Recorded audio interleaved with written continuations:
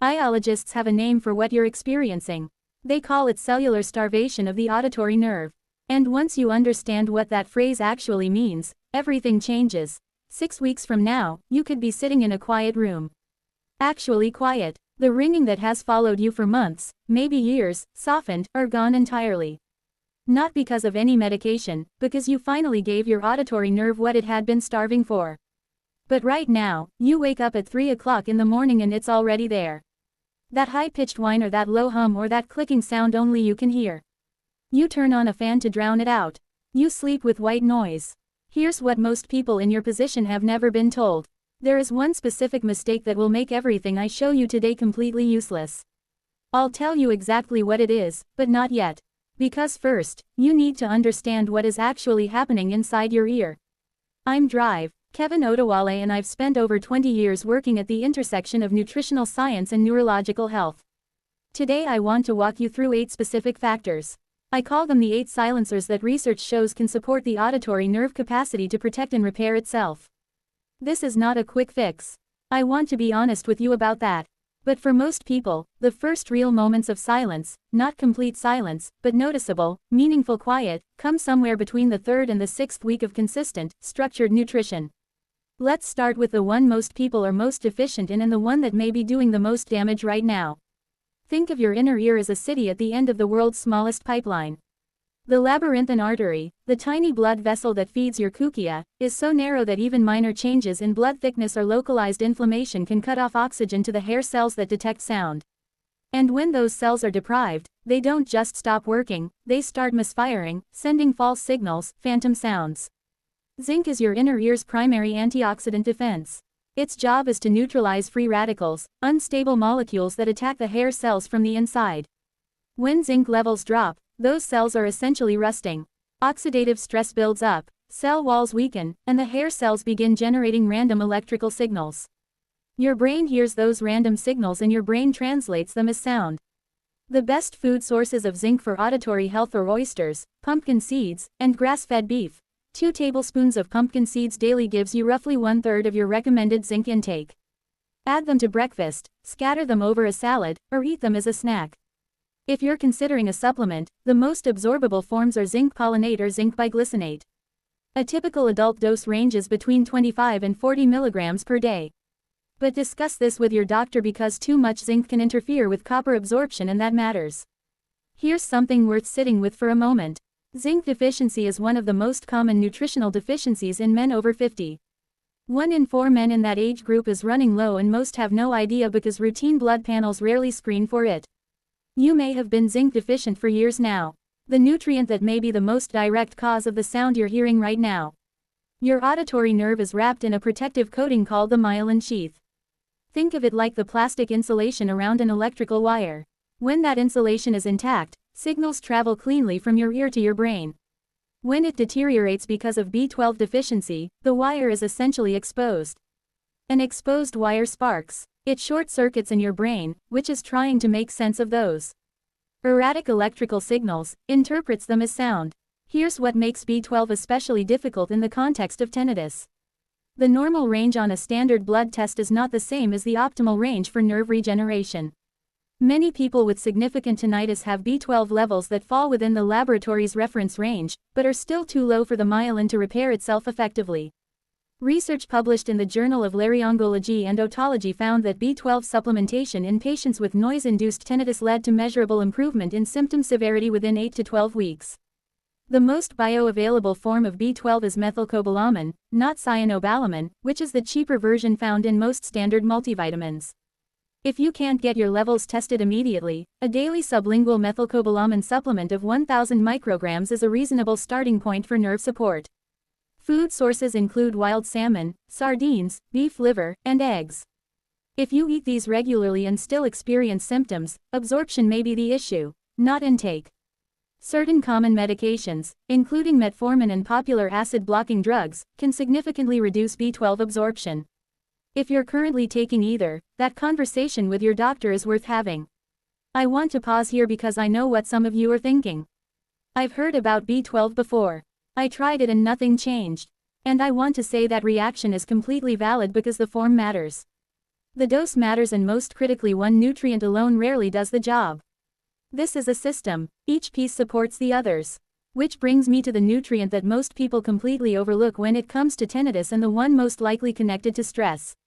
When you're under stress, and stress here means anything from a loud concert to an argument to a poor night's sleep, your brain releases a neurotransmitter called glutamate.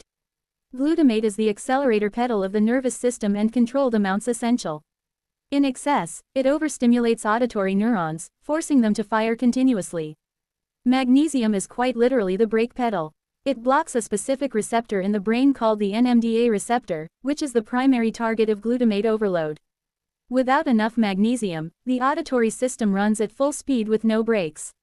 Research from the University of Michigan found that magnesium deficiency significantly amplifies noise-induced hearing damage, and that supplementation reduced tinnitus symptoms in a meaningful percentage of participants in a controlled trial. A quick question, and I'm genuinely curious. Do you notice that the ringing is worse on days when you're more stressed or sleep-deprived? Write yes or no in the comments. The pattern you observe in your own symptoms will tell you a lot about which of these deficiencies is most relevant for you personally. Two excellent dietary sources of magnesium are dark leafy greens like spinach and Swiss chard, and dark chocolate at least 70% cacao. 1 cup of cooked spinach provides roughly 40% of your daily requirement. If you prefer supplements, look for magnesium glycinate or magnesium 3-enate. The 3-N-8-8 form has the advantage of crossing the blood-brain barrier more effectively, meaning direct access to those overactive auditory neurons. Standard dose is 300 to 400 milligrams in the evening. Evening is important. Magnesium also significantly improves sleep quality. And sleep, it turns out, is when the auditory nerve does most of its active repair. 4 nutrients down, and now the one most people completely dismiss because they associate it with bones. Vitamin D3 functions more like a hormone than a vitamin.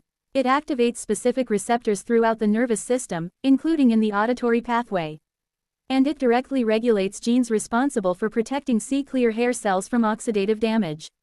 A study published in the Annals of Ototology, Rhinology, and Laryngology found that patients with chronic tinnitus had significantly lower D3 levels compared to control groups. And in a follow-up intervention study, supplementation brought meaningful improvement to tinnitus severity in participants who started with deficient or insufficient levels. The mechanism appears to be twofold. D3 reduces systemic inflammation, which improves blood flow through that tiny labyrinthine artery, and it directly modulates the calcium channels and hair cells that are involved in generating phantom sounds. Vitamin D3 from food alone is genuinely difficult to achieve. Fatty fish, especially wild salmon and sardines, are the best sources, but even eating them 3 times a week rarely reaches therapeutic levels. Most researchers working in this area recommend a daily D3 supplement of between 2,000 and 5,000 IU taken with a fat-containing meal, since D3 is fat-soluble. And critically, take it alongside vitamin K2.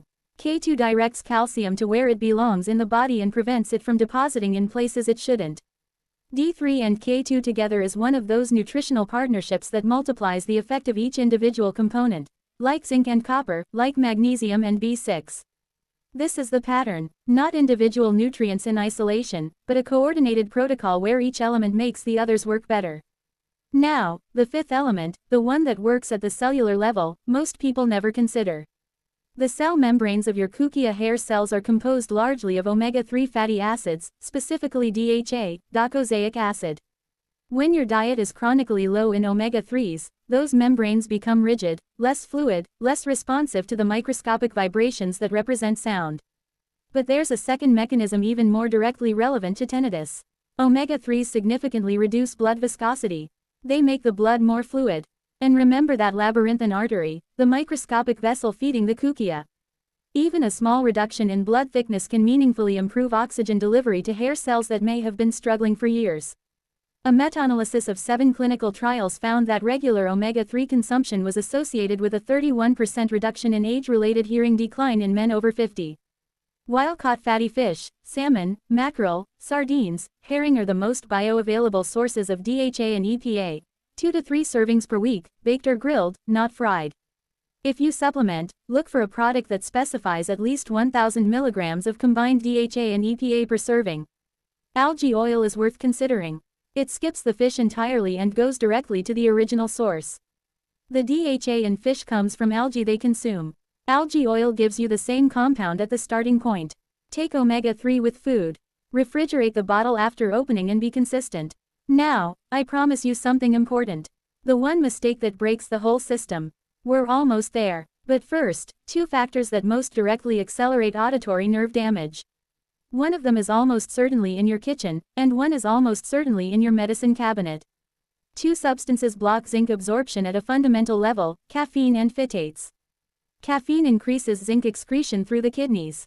2 to 3 cups of coffee per day can reduce zinc absorption by as much as 30 to 40%. This doesn't mean you need to give up coffee. It means the timing matters. Phytates are naturally occurring compounds in processed grains in many cereals. They bind to zinc in the digestive tract and carry it out of the body before it can be absorbed. Many people who are doing everything right, nutritionally, are simultaneously blocking the absorption of the mineral their auditory system needs most. The fix is straightforward. Separate your zinc-rich foods or zinc supplements from your morning coffee by at least 90 minutes. If you eat oats daily, soaking them overnight significantly reduces their phytate content. And take your zinc supplement in the evening with food, not in the morning. Now, the medicine cabinet. Certain common medications are classified as ototoxic, meaning they can chemically damage the hair cells of the inner ear. The most widely consumed ototoxic substance is aspirin. At regular doses used for pain management, not an occasional tablet, but consistent daily use, aspirin has been shown to reduce cochlear blood flow and damage the outer hair cells. This effect is dose-dependent and in many cases reversible if identified early, but for someone taking aspirin daily, the cumulative effect over months and years is genuinely worth a direct conversation with your physician. Other potentially otoxic medications include ibuprofen at high doses, certain diuretics, and some classes of antibiotics. This is not a reason to stop any prescribed medication. It is a reason to have one very specific conversation. Ask your doctor, are any of the medications I'm currently taking known to affect hearing or tinnitus? Write that down if you need to. It's a direct question, and the answer may open options you didn't know existed. Of course, never change or stop a prescribed medication without your doctor's guidance first. Now, stop. Before you move forward, I need to tell you something I held back. For approximately half of you watching right now, following everything I've described will produce noticeable results within 4 to 6 weeks. A reduction in intensity, longer periods of quiet, moments where you realize you haven't heard it for the past hour, but for the other half, nothing will change. Not because the nutrients don't work, because of a sequencing error that erases the benefit before it can accumulate. Here is the mistake: starting everything at once. When you introduce multiple new supplements simultaneously, some combinations actively compete for absorption: zinc and copper, iron and zinc, calcium and magnesium. If you take them all together at the same time without structure, you get a fraction of the benefit you would otherwise receive. Here is the protocol that actually works.